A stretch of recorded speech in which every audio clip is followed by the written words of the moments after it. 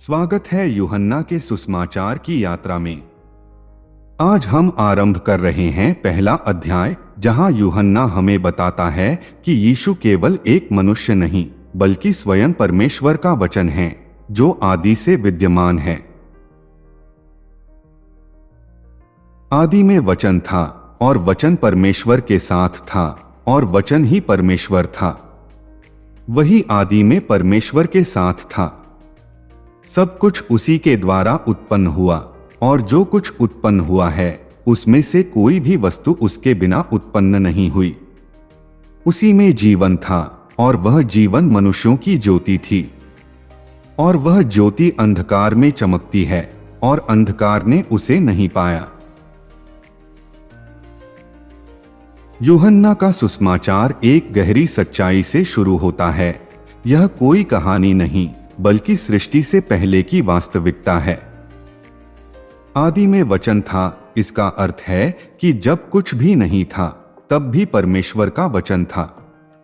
यह वचन केवल शब्द नहीं है, यह स्वयं परमेश्वर का स्वरूप है।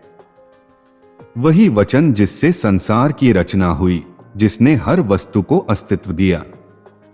जब यूहन्ना कहता है वचन ही परमेश्वर था, वह यह प्रकट करता है कि यीशु कोई सृजित प्राणी नहीं बल्कि स्वयं सृष्टिकर्ता है।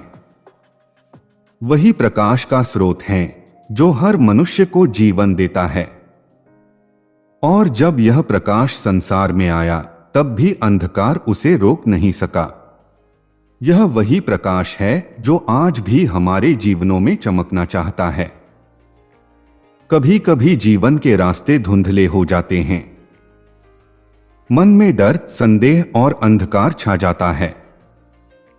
लेकिन यह वचन हमें याद दिलाता है परमेश्वर का प्रकाश अब भी चमक रहा है।